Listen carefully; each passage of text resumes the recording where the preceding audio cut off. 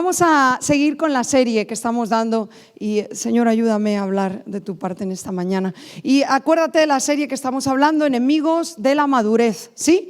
Hay bastantes, la verdad. No sé cuántos domingos más hablaremos de esto, pero pienso así en quietud y con la palabra o con la propia experiencia, cuántos enemigos hay para que crezcamos y maduremos. Y sí hay bastantes, la verdad, encuentro que hay un montón. Que Dios nos dé el discernimiento, que Dios nos dé el entendimiento para ver a esos enemigos, no solo los que vamos a hablar en esta serie, sino otros muchos más. Que Dios nos dé sabiduría, ¿verdad?, en nuestro caminar, porque hay muchos enemigos que a veces son tan familiares a nuestra mente, a nuestra forma de ser, que ni cuenta nos damos que son enemigos, ¿verdad? Y son tan comunes en nuestra manera de actuar, de pensar, en lo cotidiano, en la vida, que no nos damos cuenta que son enemigos que están frenando nuestro crecimiento. Y como ya hemos dicho todos los días de esta serie, estamos llamados a crecer, estamos llamados a madurar, como el día 1 dijimos, a dejar las cosas de niños. Estamos llamados a eso y hay un montón de asuntos que vienen a nuestra vida, que les damos acceso en nuestra vida, que nos dejan chiquititos, nos dejan inmaduros, y la inmadurez pues es un blanco al enemigo, es un blanco a los engaños, es una vida llena de esas cosas infantiles que veíamos los primeros días, y eso pues nos impide alcanzar promesas, nos impide alcanzar propósitos, nos deja a las puertas de ver muchas cosas. Nuestra inmadurez es un freno. Dios nos sigue amando, Dios sigue teniendo planes, Dios sigue estando cerca, Dios está a nuestro lado, una cosa no quita la otra. Pero la inmadurez, aun Dios estando a nuestro lado, es un freno. Es una cárcel en cierta manera que no me deja llegar a donde Dios quiere que llegue, a que exploten los planes de Dios en mí, en el buen sentido de explotar. A que de veras mi vida sea lo que Dios diseñó que fuera. La inmadurez impide eso. La inmadurez me va a dejar en un lugar de sí, recibo del amor de Dios, sí, recibo quizás de la presencia, las bendiciones de Dios, pero yo no alcanzo las promesas, yo no alcanzo los propósitos, porque mi madurez es un freno para eso. O sea, imagínate si es determinante madurar, imagínate si al diablo le importa que tú y yo no maduremos. Por eso Él es el primer interesado en estos enemigos de la madurez, en que los abracemos, en que los creamos, en que caminemos en ellos, porque si nos mantiene inmaduros, sabe que lo influyente que puede llegar a ser tu vida, que lo impactante que puede llegar a ser tu vida para salvación de muchos, para luz a muchos, sabe el diablo que si nos quedamos inmaduros, eso no va a pasar. O sea, el diablo es listo, tonto no es. Por eso le interesa nuestra inmadurez. Y vamos a hacer un repaso a ver si te acuerdas. Número 1, vimos el primer enemigo era la... Muy bien, gracias Cristina. Muy bien, la autocompasión, la autolástima, el victimismo, ¿sí? Número 2, ¿cuál vimos? ¿Cuál era el segundo enemigo de la madurez? Falta de oración. Ese ya lo vimos el segundo día, igual, y vimos, no se trata de orar siempre 7 horas o 3 horas, sino siempre mantenernos en contacto y en comunión con Dios. Sí, hay temporadas para todo. Número 3, la semana pasada, ¿cuál vimos? El enojo, mira, ese si os acordáis, ¿eh? El enojo contenido, el enojo no resuelto en nuestro corazón es un enemigo, ¿verdad? ¿Lo aprendimos la semana pasada? En la semana te acordaste, te trajo el Espíritu Santo quizás enojo que hay contenido por ciertas circunstancias, a tu entendimiento lo trajo el Señor, ¿sí o no? ¿Sí? Pues resuélvelo, no lo dejes más. No basta con que lo veas, resuélvelo. Y hoy quiero hablar de otro tema que para mí también es muy importante, como todos los que estamos viendo, y que creo que es un freno o un enemigo muy potente para la madurez. Y he puesto este título al mensaje y creo que con el título lo vas a entender. No quiero cambiar. Y el puedo, que es lo que realmente decimos, ¿sí o no? ¿Cuál es nuestra frase? No puedo cambiar esto. Es que no puedo hacerlo así, de esa manera. Es que no puedo, yo no soy así. Es que me es imposible, no puedo cambiar esa actitud, no puedo cambiar esa manera de pensar, no puedo cambiar esa forma de ser. ¿Lo hemos dicho una y mil veces, sí o no? Pues tacha el puedo y a partir de ahora entiende que es no quiero.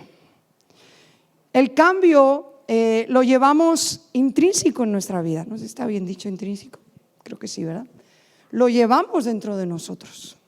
Estamos diseñados en la manera que estamos diseñados y ya esto no es solo Biblia, sino si tú estudias un poco el desarrollo del ser humano a través de los tiempos, de las diferentes culturas, sociedades, siempre hay una evolución, ¿sí o no? Yo todavía me acuerdo de ese dichoso libro de Sociales, que luego uno lo vuelve a estudiar cuando sus hijos son pequeños, y cómo las etapas, ¿verdad?, del ser humano. Estaba la de los metales, a ver, los estudiantes si me ayudan, la de los metales, la de, ¿cuál más etapas hay? Ya solo me acuerdo de la de los metales. Estudiantes, ¿os acordáis de eso? Había varias etapas en la evolución del ser humano, luego cuando se hizo la imprenta, en el desarrollo, a eso lo estudiabas, había un tema de Sociales que era horrible. Tenía tantas fechas, tantos datos que solo los que memorizaban muy bien se lo aprendían. Lo llevamos intrínseco en el ser humano, evolucionar, cambiar. Gracias a Dios nos seguimos igual que hace 1000 años, ¿verdad? Ha habido inventos que nos han llevado al ser humano a evolucionar, a tener cambios. Para mí uno de los inventos más maravillosos, y creo que para todos, es la electricidad, ¿verdad? ¿Cómo era el mundo cuando no había eso? ¿Y cómo era el mundo cuando no había lavadoras como la que tienes ahora? Algo tan sencillo como una fregona, ¿verdad? ¿Sabes que hubo alguien que le puso un palo al trapo y es nuestras fregonas hoy en día? Imagínate antes las rodillas, imagínate agacharte, ¿verdad?, y limpiar en el suelo. Menos mal que hubo alguien que se le ocurrió, lo puedo hacer de pie, le pongo un palo a este trapo y así no tengo que estar agachado y reventarme las rodillas, ¿sí o no? Llevamos dentro de nosotros el cambio, la evolución. El no quedarnos igual que estamos. Para crecer y madurar es necesario abrazar los cambios. Para crecer y madurar es necesario aprovechar las crisis. Sinónimo de crisis es cambios. No sé si recuerdas la pandemia, que la tenemos aquí bien cerquita. La pandemia nos cambió la vida a todos. Yo no sabía lo que era el Zoom hasta la pandemia. ¿Cuántos sabíamos antes del COVID lo que era un Zoom? Muy pocos. Yo me acuerdo que nos reuníamos a veces y antes de la pandemia yo decía, ¿para qué tanto venir y hacer una junta? Hagámoslo por videollamada. Yo no sabía que existía el Zoom, pero pues existen el Skype y la videollamada. Y así decía, no hombre, no, las relaciones y vernos. ¿Cómo nos ha cambiado la vida en lo digital? ¿Cuántos trabajaban antes yendo a una oficina y hoy trabajan teletrabajando desde casa? ¿Sí o no? Te ahorras la hora y pico de ir y la hora y pico de venir. Te puedes arreglar de aquí para arriba y de aquí para abajo estar en chándal, ¿verdad? Porque de aquí para abajo no te ven los compañeros, el jefe. La vida nos cambió por completo. Una crisis tan fuerte mundial como fue el COVID, que miles murieron. Eso es una crisis que el mundo entero atravesó. Fue un sinónimo de cambios. Hoy el trabajo o la forma de trabajo ha cambiado. Muchos negocios se emprendieron con el COVID. Unos cerraron porque pues, el COVID los dejó sin clientes, pero otros ingeniaron nuevas maneras de negocio. Hay negocios que crecieron en el COVID, porque había cosas, oye, yo creo que los que se forraron son las mascarillas, los plásticos que te ponían en las tiendas, ¿te acuerdas? Que íbamos y había un plato, todo el mundo tenía que poner como un metacrilato, porque no podías ver, respirar con Yo creo que los del metacrilato se forraron en el COVID. Los del alcohol, exactamente. Hubo negocios que el COVID fue oportunidades en medio de una crisis, fue cambios, el modelo de trabajo cambió, nuestra vida desde entonces cambió. Piensa que después del COVID, el primer verano, no podíamos salir, ¿te acuerdas? ¿Cuántas vacaciones se suspendieron? Vuelos, hoteles cancelados. El primer verano fue un desastre, pero la estadística dice que el siguiente verano salió más gente que desde hacía 30 años. O sea, la presión que vivimos encerrados en el COVID nos llevó al verano siguiente a decir, me voy a disfrutar de la vida, de la playa, que quién sabe, estos son 2 días, ¿no? ¿Sabes que eso me explicó Pepe, el pastor Pepe, que estuvo aquí predicando hace poquito? Él es muy estudioso y muy lector y muy de todo. Y él me explicó cómo los ciclos se repiten. Yo no sé si has leído los libros, la anterior pandemia que hubo en España, la de la fiebre, ¿cómo era? La de la fiebre española, la gripe española. Hace ya muchos años, y te lo han contado abuelos quizás o familia ya mayor. Y pasó lo mismo que en el COVID. mucha gente murió, la gente de repente se encerró en las casas y al verano siguiente todo el mundo dijo, a vivir que son 2 días. Después de eso vino una guerra, también la Guerra Civil Española. ¿Recuerdas que después del COVID todos queríamos disfrutar de la vida, nadie se quería quedar en casa y al poquito llegó, ¿qué guerra? La de Ucrania. ¿Te acuerdas? Los ciclos se repiten, somos cíclicos, eso el pastor Pepe lo explica muy bien, pero los cambios son necesarios. A veces vienen a manera de crisis, a veces son cambios que tú provocas y que yo provoco y decido hacer un cambio, y a veces es Dios que nos mete en cambios. A veces son cosas que nos vienen en la vida y Dios las aprovecha, pero normalmente no nos gustan los cambios. Si somos personas tendentes al control, tendentes a tener las cosas bajo nuestro control, tendentes a que nada se salga de lo que yo manejo, de lo que yo controlo o sé el ABC, ¿no?, de lo que va a pasar. Si somos tendentes a eso, no nos van a gustar los cambios. Hay un refrán español que dice, más vale lo malo por que lo bueno por. Eso no está en la Biblia, los refranes no es Biblia. No nos gusta, preferimos lo malo conocido porque lo manejamos, porque lo controlo, porque sé cómo va a reaccionar fulano. Es mi amigo, no le soporto mucho, pero ya le tengo pillado el punto. Prefiero eso, aunque sea un mal amigo, a emprender una nueva amistad. ¿Sí me sigues? ¿Sí o no somos a veces así? Prefiero a veces quedarme en el lugar donde estoy, con las 4 cosas que tengo, que arriesgarme a perderlo, pero por ir a algo más. No, esto lo conozco, esto lo manejo, esto yo ya sé por dónde me van a venir aquí las cosas. Y prefiero eso, arriesgar y no verlas venir. ¿Sí? No nos gustan los cambios. Somos personas, aunque lo llevamos en el ADN del ser humano, la evolución y el cambio, pero normalmente resistimos el cambio. No me gusta lo que no conozco. No me gusta lo que no manejo, no me gusta lo incierto, no me gusta arriesgar. Prefiero quedarme donde estoy. Y quiero hablarte en esta mañana, muy rápido, en los minutos que me quedan, cómo las reformas y los cambios en tu vida y en la mía son necesarias, no, imprescindibles para madurar. Si resistimos los cambios, si resistimos las temporadas en las que todo nuestro panorama alrededor, porque todo puede cambiar, pero tu actitud puede ser resistente a ese cambio. Que venga un cambio no quiere decir que tú estés abierto a los cambios. A veces eso nos enloquece más en el mal sentido de la palabra, viene un cambio, no lo recibes, no lo abrazas y por dentro es una revoltura. Tiene que haber un cambio acompañado de una actitud que abrace y entienda los cambios y que son parte de nuestro caminar con Dios para crecer. Va a haber cambios en tu vida. Y no te estoy profetizando, o sea, no estoy haciendo de profeta, yo te digo que de aquí a un año. No, es que es así. No hace falta ser profeta o tener una profecía para decirte esto. Va a haber cambios en tu vida. Son necesarios esos cambios que va a haber. ¿Cómo tú vas a reaccionar a esos cambios? Porque en la manera que tú reacciones y la actitud que tengas frente a ese cambio va a depender si ese cambio te va a madurar o te va a dejar enano, chiquito, inmaduro y peor de lo que estabas y de lo que estábamos. ¿Sí? Acompáñame con la historia que te quiero contar muy rápido, a Primera de Crónicas 3, versículos del 10 al 14. Primera de Crónicas 3, del 10 al 14, para que lo apuntes, que debes apuntar los mensajes, en la NTV. Y te explico lo que vamos a leer.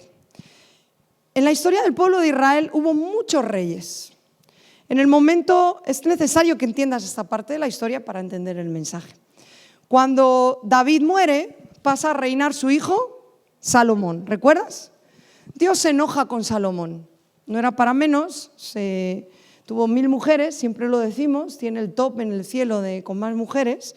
Yo creo que tiene un lugar ahí en el cielo, no sé, en algún momento le habrán puesto una corona, un diploma, no sé si para halagarle o para avergonzarle, pero algo tiene que llevarse por haber tenido 1000 mujeres.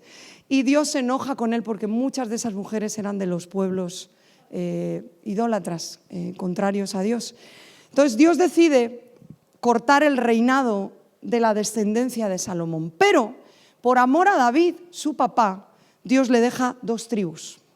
En ese momento se divide el reino que era el reino de Dios, el reino de Israel, se divide en 2 bandas. Habrás pasado a leer en tus Biblias en un momento que habrás dicho, ¿ahora por qué no me entero? Reino del norte y reino del sur, ¿sí?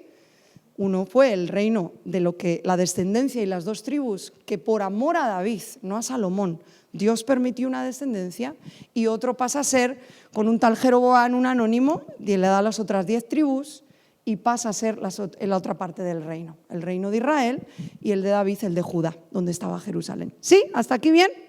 ¿Me sigues? Es necesario esto. Ahora vamos a leer, porque toda la descendencia, Roboam fue el hijo de Salomón, y desde Roboam toda la descendencia hasta que el pueblo de Dios es exiliado, no todos los reyes fueron buenos. Esa fue la de David, ¿vale? Las 2 tribus, la descendencia de David, que venía de Salomón. No todos fueron buenos reyes, hubo algunos malos reyes y también hubo algunos buenos reyes. Hoy vamos a ver a 2 de esos buenos reyes, porque fueron los únicos abiertos a hacer cambios. El resto de los reyes se encontró un reinado desastroso y ninguno estuvo dispuesto a hacer cambios. Prefirieron quedarse como estaban, era más cómodo, el pueblo estaba contentito, como estaban, no voy a hacer cambios, no me voy a mover nada, tengo el favor del pueblo, todo está bien como está, sigamos así. Pero hubo 2 reyes dispuestos a hacer cambios y es los que vamos a leer. Para el otro lado del reino, los que venían de Jeroboam, acuérdate, eso ya no era la familia de David, no hubo ni un solo rey bueno. Toda la descendencia, tú vas a leer en Reyes y en Crónicas, y el que reinó en Israel y el que reinó en Judá. Los de Israel no hubo ni uno bueno. Eso está fuerte, ¿verdad? Esa parte de la historia está muy fuerte. Ahora, de la descendencia de David sí quedaron algunos y es los que vamos a ver. Ahí lo dice en este versículo, Crónicas 10:3 del 10 al 14, dice: los descendientes de Salomón fueron Roboam, ¿recuerdas a Roboam? Recuérdase que fue el consejo de los jóvenes y los viejos. Los viejos le decían, dale caña al pueblo. Tu padre le dio caña, pero tú 3 veces más. Y los jóvenes le decían, no, dale chance al pueblo, el pueblo está agotado. Él hizo caso a los jóvenes, perdón, es al revés. Hizo caso a los jóvenes, que fueron los que le decían, dale caña, y la fastidió. El reino se le dividió. Después viene Abías, Asa, Josafat, ese sí fue un buen rey, con sus tarillas importantes, Joram, Ococías, Joás, Amasías, Ucías, Jotán, Acaz, Ezequías, Manasés, Amón y Josías. Y ya a partir de Josías 2 generaciones más y el reino se acaba, se los llevan cautivos a Babilonia. ¿Sí, hasta aquí? ¿Me sigues la historia? De esta descendencia desde Salomón solo hubo 3 reyes decentes. Estos 3 reyes fueron Josafat. Él no hizo muchos cambios, pero sí fue importante y Dios destaca en él porque él puso adoración en la guerra, cosa que otros reyes habían dejado de hacer. Y él es esa famosa guerra que pone a la tribu de Judá a cantar, a alabar al Señor. ¿Te acuerdas esa guerra que de repente los enemigos se matan entre sí? ¿Te acuerdas que es un capitulazo de la Biblia? Eso es con Josafat. Lo que pasa es que este rey le gustaba aliarse con reyes un poquito malos. Este hizo una alianza con Acab, ¿recuerdas a Acab? El malvado Acab con Jezabel, hizo una alianza también con otro rey. Tenía esa debilidad, se solía aliar en amistad con reyes no muy considerables para aliarse, entonces esa fue su debilidad. Y no hizo tantos cambios, pero sí Dios destaca su corazón. Ahora quiero que hablemos de 2 reyes, está Ezequías y está Josías. Y vamos a leer un poquito sobre ellos, son historias extensas, pero solo vamos a leer un poquito. Dios destaca en esta historia su capacidad de cambios. De hecho, la descripción que Dios hace de ellos es brutal, la quisiéramos para nosotros. Quisiéramos que Dios al hablar de nosotros nos citara de esta manera que citó a estos reyes. Ambos reyes llegaron después de un papá malo. Y lo vamos a leer también y a estudiar porque pensamos que, bueno, aprendieron de la cuna a hacer el bien, a establecer la adoración. No aprendieron nada de eso. Sus padres fueron malos, re malos. De hecho, el abuelo de Josías, que es Manasés, es uno de los reyes más malvados, por no decir el que más, de Judá. Manasés fue muy malo. Incluso Manasés viene después de Ezequías. Ezequías hizo cambios al punto que tiró todo todos los lugares altos, toda la adoración a ídolos. Ezequías lo reventó todo, hizo un gran cambio. Y va su hijo y lo vuelve a levantar todo. Ese es Manasés. La Biblia declara la maldad de Manasés. Ese fue el abuelito de Josías. O sea que eso es un punto de los que vamos a ver hoy, de cómo a veces esperamos o nos excusamos. No, es que de cuna lo aprendí todo mal. No hay excusa. Estos venían de un mal ejemplo. Vamos a leerlo. En 10 minutos tengo que acabar. Vamos a por ello. Segunda de Reyes, capítulo 18. Segunda de Reyes, capítulo 18. Esa habla de Ezequías. Si lo quieres leer, pues desde el 18 hasta el 24, por ahí vas a leer la historia de Ezequías y Josías. Está muy buena esta parte de la Biblia, como toda, pero está muy interesante. Y dice así, versículo 1 del capítulo 18. En el tercer año de Oseas, hijo de Ela, rey de Israel, comenzó a reinar Ezequías, hijo de Acaz, rey de Judá. Cuando comenzó a reinar era de 25 años, jovencito, ¿verdad? No tanto como Josías, pero jovencito. Y reinó en Jerusalén 29 años. El nombre de su madre fue Abi, hija de Zacarías. Si nombra a su mamá es porque sí fue relevante en su vida. Hizo lo recto ante los ojos de Jehová, conforme a todas las cosas que había hecho David su padre. No era su padre en la descendencia, pero sí el referente para todos ellos. Él quitó los lugares altos, quebró las imágenes y cortó los símbolos de Asera. E hizo pedazos la serpiente de bronce que había hecho Moisés. Porque hasta entonces le quemaban incienso los hijos de Israel y le llamó Neustán. En Jehová Dios de Israel puso su esperanza. Ni después ni antes de él hubo otro como él entre todos los reyes de Judá. Porque siguió a Jehová y no se apartó de él, sino que guardó los mandamientos que Jehová prescribió a Moisés. Imagínate que Dios dijera esto de ti. Ni antes ni después hubo otro como tú. Ponle tu nombre. ¡Wow! Que se escribiera eso, ¿verdad? En el cielo de nosotros. Ni antes ni después hubo otro como Marta, como ¡wow! Qué impresionante, ¿verdad? Jehová estaba con él y a donde quiera que salía, prosperaba. Él se rebeló contra el rey de Asiria y no le sirvió. Hirió también a los filisteos hasta Gaza y sus fronteras, desde sus torres de las atalayas hasta la ciudad fortificada. Ahora, sí es verdad que al final de sus días Ezequías tiene un episodio ahí de orgullo bastante triste, pero pues la Biblia es así, te muestra esta parte tan increíble y te muestra, menos mal, las decadencias y los errores también de las personas, menos mal, ¿sí? O si no nos frustraríamos mucho. Entonces sí es verdad que tuvo también sus debilidades, pero la descripción que hace Dios de él para mí es impresionante. Vámonos al 23, que habla de Josías. 3 reyes después está Josías, capítulo 23. Dice, el 22, los primeros versículos, 1. Cuando Josías comenzó a reinar era de 8 años, uno de los reyes más jóvenes. Reinó en Jerusalén 31 años. El nombre de su madre fue Jedida, hija de Adaía de Boscat, e hizo lo recto ante los ojos de Jehová y anduvo en todo el camino de David su padre, sin apartarse ni a derecha ni a izquierda. Y vámonos al 23, versículo 4. Todo el capítulo lo puedes leer, es muy rico y el título es Reformas. Y es lo que quiero que en esta mañana Dios pueda hablarte. Reformas, cambios son necesarios.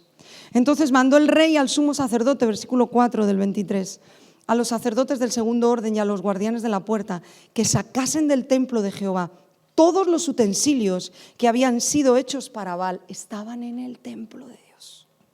Imagínate cómo estaba el asunto en el reino. Para Asera y para todo el ejército de los cielos, y que los quemasen fuera de Jerusalén en el campo de Cedrón, e hizo llevar las cenizas, tal. Ok, por tiempo no vamos a leer más, lo puedes leer tú. En casa son capítulos muy, muy buenos. Ahora, quiero decirte rápido unos puntos que vemos en este pasaje que te van a hablar y nos van a hablar de la importancia de los cambios. Ellos fueron los dos únicos reyes que quitaron toda la idolatría. Vas a leer en algunas partes que dice, y quitó esto, pero no quitó los lugares altos. ¿Lo has leído alguna vez? ¿Te suena? Eso es que lo hicieron a medias. Quitaron una parte, así fue con el otro que te he citado, con Josafat. Pero estos dos aniquilaron todo lo que tenía que ver con la idolatría, con un pueblo que se había olvidado de Dios. Fíjate la decadencia. El templo estaba lleno de utensilios de los ídolos. De ahí en cada monte, en cada lugar, había altares a los ídolos. O sea, Dios no era parte del pueblo. Y llegan y tienen la valentía de ponerse delante de un pueblo que amaba esos ídolos, que seguía esos ídolos y que adoraba esos ídolos. Pero ellos tienen la valentía de decir, no, se acabó. A partir de ahora vamos a hacer cambios. En la historia de Josías, recuerdas que él se mete a hacer reformas en el templo, se encuentra en el libro, la ley, y eso quebranta y toca su corazón tan fuerte que dice, ¿qué estamos haciendo? La ley dice esto y nosotros no estamos viviendo así. Entonces, número uno, y me queda mucha parte, pero voy a ir al grano. Número uno, hicieron ambos cambios y reformas, y sobre todo Josías en este caso, conforme a la palabra. La reforma empezó porque Josías quiso hacer reformas y mete y dice, dales pasta a los carpinteros, dales dinero a los albañiles, vamos a reformar el templo, está abandonado. Ya no había adoración en el templo, no había sacerdotes que ofrecieran sacrificios, o sea, todo lo que Dios estableció, cao, cero. Y dice Josías, vamos a invertir pasta para volverlo a dejar como Dios dijo y vamos a poner otra vez cantores y vamos a poner otra vez sacerdotes. Y en ese obrón que hicieron, ¿has hecho alguna vez reformas en casa? Qué horrible, ¿verdad? Luego queda súper bien y mola un montón. Pero vivir en una casa donde haces reformas, ostras, te quieres ir un mes a un hotel y no volver, ¿verdad? El polvo se mete en todos los lados, no ves el final. ¿Alguien lo ha vivido eso? ¿Alguien ha hecho reformas viviendo en casa? ¿Me entiendes, verdad? Así hizo Josías. Se encontraron el libro. Viene una profetisa, les explica, Hulda, ¿recuerdas? Y les explica, y en ese momento hay un quebranto en el corazón de Josías. Él llora amargamente y dice, no estamos haciendo nada de lo que Dios dijo. Y ahí empieza el cambio. Ahora, el primer punto que yo te quiero decir es, los cambios y reformas comienzan desde la palabra. Se nos ha enseñado en esta sociedad y se nos ha adoctrinado que los cambios tienen que venir dados para ser mejores personas. Y hoy en día, aún dentro de la iglesia, los cambios que llegamos a querer hacer es para ser buena onda, es porque quiero ser mejor persona, es porque quiero ser esa palabra que a mí en la iglesia me pone mal, buena gente. Esto no va de ser buena gente. Yo conozco a gente fuera que es muy buena gente, no sé tú, algunos son muy malos, también los hay dentro muy malos. Eso no va en ser cristiano, no. Eso va en cuanto tú te dejes transformar por el Señor. Pero si nuestra motivación para cambiar es quiero ser buena gente, quiero ser buena persona, no es la motivación correcta, porque eres tú el centro. Y eso, iglesia, se llama humanismo. Eso es lo que nos vende la sociedad. Sé mejor persona. Ayer predicábamos en el parque, fue maravilloso los que fuimos. ¿Cómo te vas a casa de animado, verdad? Cuando has predicado el Evangelio. Ya, pues cada uno lo tiene que tener en oración y Dios tocará sus corazones en ciertos momentos. No es en saco roto todo lo que hablamos. Pero lo general que nos decían, ¿verdad, Mar? Era, soy buena gente, ¿verdad? Era como la contestación general. Les hablabas de un Dios que nos perdona, que nos ama. Y hay una pregunta en el cuestionario que es, ¿qué crees que Dios te diría, verdad? Si estuvieras delante de Él. No, yo soy buena gente. O sea, de veras hay una intención que no es mala, no es nociva en el corazón del ser humano, cuando no se ha corrompido así exagerado de, quiero ser buena gente, no quiero hacer el mal. Y está bien, creo que somos creados a imagen y semejanza de Dios y llevamos esa esencia de amar, de hacer el bien, pero no es la motivación para los cambios en tu vida el ser mejor persona. Porque el fin o la motivación de ser mejor persona eres tú mismo, es cómo te sientes. Es como en el ministerio, no puede ser nuestra motivación el sentirme realizado. Y a la vez el ministerio te hace sentir realizado. Cuánto más servir a Dios, ¿verdad? Pero no puede ser nuestra motivación. Josías inició una reforma porque encontró en la palabra, encontró en ese rollo que estaba perdido en el templo, encontró, Dios dice esto. Dios busca esto. Dios anhela esto. Y esa fue su motivación para, ok, todo esto se va afuera, vamos a hacerlo como Dios dice. Esa es la motivación correcta para cada cambio en tu vida y en la mía. ¿Sí? Número 2. Dice, si lo lees, no tengo el tiempo, pero si lees Ezequías y Josías hay un denominador común. Josías es muy extenso en toda la reforma que hizo el capítulo, pero hay un denominador común. Entonces, en los dos dice, quitaron, sacaron, rompieron, derribaron, arrasaron. Y aquí hay un principio que nos da la Biblia. Es que para plantar algo, algo nuevo que venga desde ese cambio, primero tú y yo tenemos que quitar, arrancar, destruir, derribar lo que no es, lo que Dios no quiere que esté, lo que es necesario quitar de nuestra vida. Tantas veces hemos intentado plantar en nosotros una actitud como la de Cristo, sin primero tomarnos el tiempo y el interés en quitar la actitud contraria a esa, que a lo mejor la vienes practicando desde hace 30 años. ¿Cómo vas a querer plantar una actitud, como dice Filipenses, verdad? Tengan esta actitud como Cristo Jesús. ¿A quién se le ocurre psicológicamente hablando plantar una actitud como la de Cristo? Vamos a poner, pues no sé, el ser un pacificador, el ser alguien benigno. ¿Cómo vas a querer plantar la actitud de Cristo de benignidad, de pacificador en ti, si primero no sacas el enojón que llevas dentro desde que tenías 10 años? ¿Sí me explico? Tú no puedes plantar sobre algo que primero no has derribado. Por eso lo que hicieron estos dos reyes es una brutalidad. No había grúas, no había, pero a lo bestia. Quitaron, rompieron altares. Esas palabras están en los versículos. Quitaron, sacaron, rompieron, derribaron. Para tener una actitud conforme a Cristo Jesús, primero tenemos que desaprender, quitar, romper, sacar las actitudes que son contrarias. ¿Cómo pretendes poner un baño nuevo en tu casa si primero no quitas el antiguo? ¿Qué vas a tener? 2 váter, 2 lavabos, 2 bidel. ¿Por qué quitan ahora el bidel? El bidel es muy guay. Ahora ya en los baños nuevos no hacen bidel. ¿Por qué? ¿Cómo vas a poner? Bueno, ducha y bañera sí mola, ¿no? La bañera, la ducha. Pero ¿cómo vas a poner una cocina nueva sobre una vieja? ¿Has visto esas obras que hacen súper cutres? Que por no quitar los azulejos viejos ponen encima así como una especie de vinilos Eso es una guarrería. Eso, la grasa se mete ahí en la cocina, entre el vinilo, entre el azulejo, es una cerradada. Se acaba despegando. Eso es querer ahorrar en una reforma, se te va a ir abajo. ¿Sí? Entonces tú no puedes poner una cocina nueva sin quitar la vieja. Tú no puedes... Tú tienes que quitar el gotelé si después quieres hacer el liso.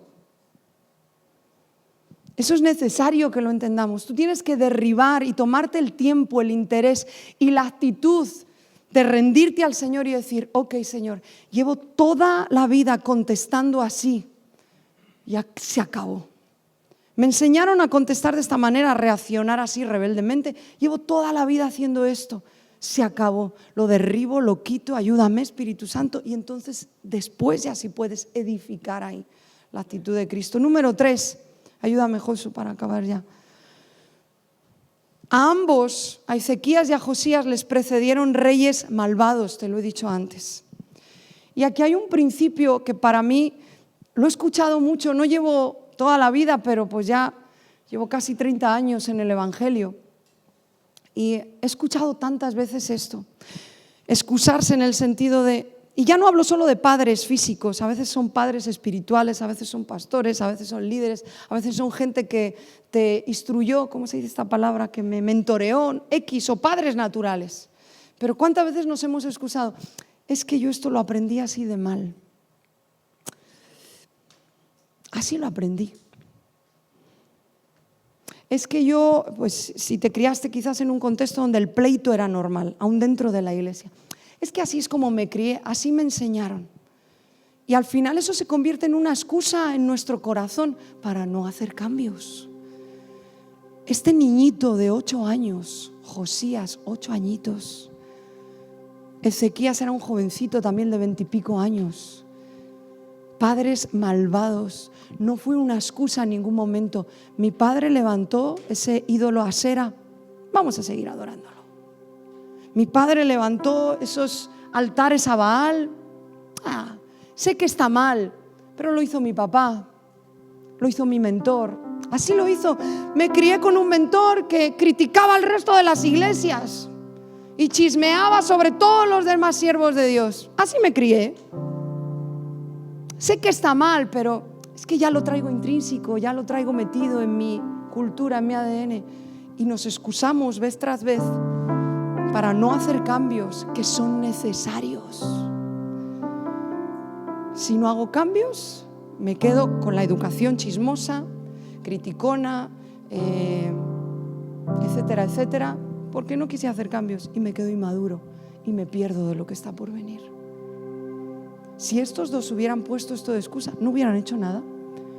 De hecho, el pueblo estaba acostumbrado a lo que hicieron sus padres. Era echarle valor el cambiar. Número 4, dice sobre Ezequías y sobre Josías que buscaron a Dios de todo corazón. Para hacer cambios necesitamos este tipo de búsqueda, un corazón dispuesto.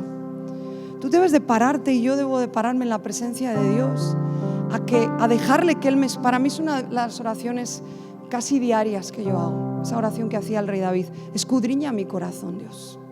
Para mí se vuelve un imprescindible esa oración, porque mi corazón me engaña todos los días.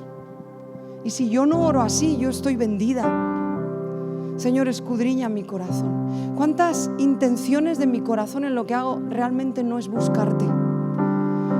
Si tú te paras realmente en sinceridad en la presencia de Dios, te va a descubrir el Espíritu Santo que la mayoría de las cosas que hacemos no hay una intención de buscar a Dios, hay una intención de sentirnos bien, hay una intención de pasar esto ya. Pero de veras, estos dos, dice y destaca la Escritura, buscaron a Dios.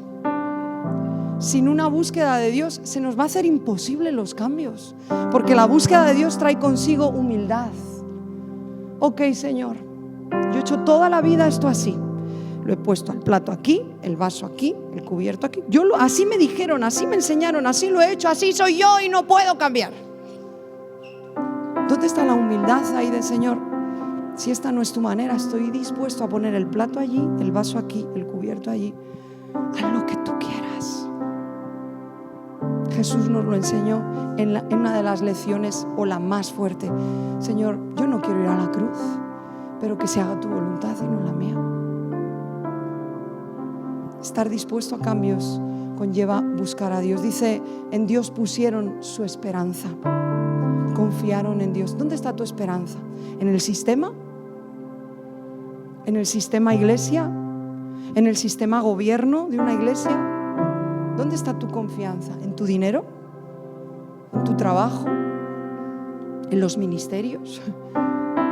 Porque esta gente le destacó su confianza y su esperanza fue Dios. Y número último, dice, lo hemos leído en Ezequías.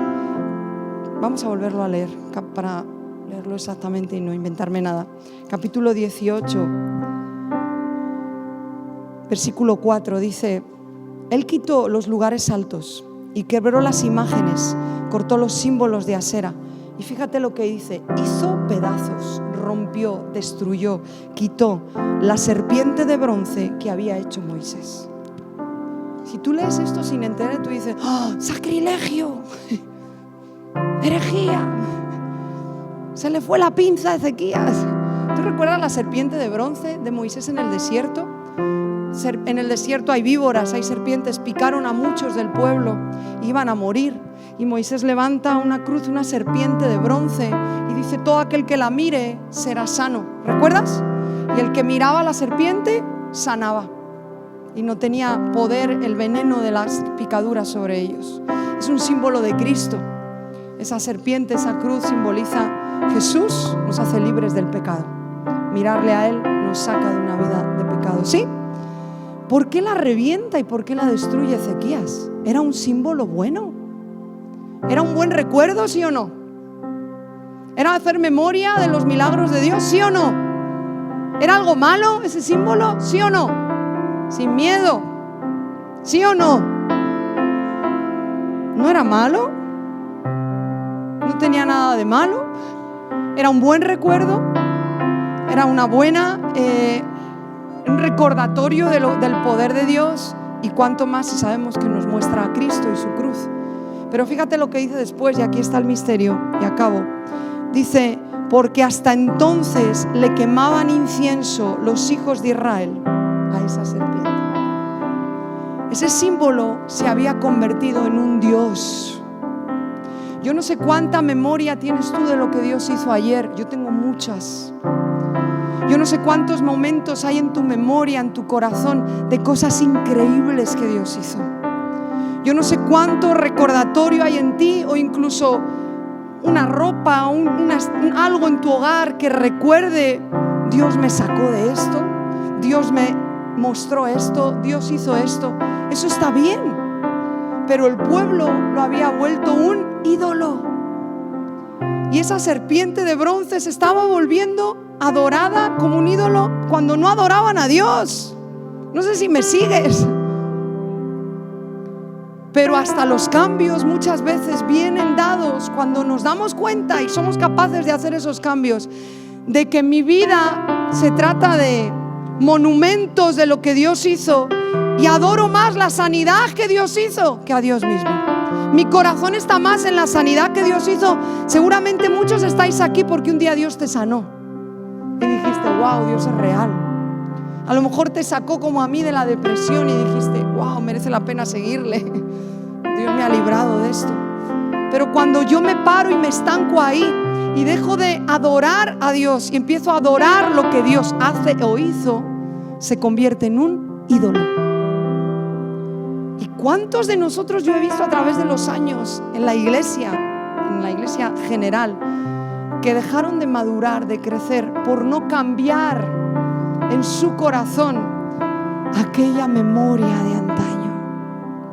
Y hay gente que hablas y te habla de esta manera, ¿verdad? Con esta nostalgia. Ay, hijita, cuando Dios vino y trajo aquel avivamiento, cuando Dios hizo aquello o aquello otro, y su corazón está en pos de aquello que Dios hizo y no del Dios de hoy y de lo que hará mañana. No podemos adorar lo que Dios hace. No podemos venerar las obras de Dios. Son maravillosas, son sus obras, pero veneramos y adoramos a Dios. Por eso Ezequías dijo: hasta esto que nos recuerda el milagro del desierto, a la basura, lo reviento. Trajo un cambio en todos los sentidos. Por eso la Biblia dice de él: no hubo antes ni después otro como Ezequías. ¡Wow! Los cambios son necesarios. No tengo el tiempo. Había puesto muchos ejemplos de lo que es un cambio. Cambios en cómo hacer las cosas, cambios en tu manera de pensar, cambios en tu manera de hablar, cambios en tu estructura de vida. A lo mejor ese trabajo que ya dices: bueno, es que me da la estabilidad, llevo 20 años. A lo mejor es tiempo de que lo cambies, de que tu vida se tambalee un poquito y Dios haga cosas nuevas. Y las estás parando y frenando, porque ¿cómo Dios te va a traer más fe y crecer en fe si sigues con el mismo trabajo, con el mismo sueldo? Es seguro, es fijo. ¿Sí me explico? No digo que todos los casos tenga que ser eso. A veces Dios nos llama a esa estabilidad, pero necesitamos estar abiertos a los cambios. Si en tu vida y en mi vida no hay reformas, nos vamos a quedar como la casa de Cuéntame. ¿Te acuerdas la serie de Cuéntame? Los azulejos de hace 200 años, el lavabo de color beige. ¿Alguno creció en una casa con el lavabo de color rosado beige de hace 200 años? Te vas a quedar con una cocina como los azulejos y la cocina de Cuéntame de hace 200 años, pero es lo seguro que yo tengo. Pero te vas a perder de todo lo nuevo. Las reformas son necesarias, y el negarnos a reformas que están llegando a tu vida y estar resistiendo cambios que Dios está trayendo, es resistir a quiero madurar. Ponte en pie.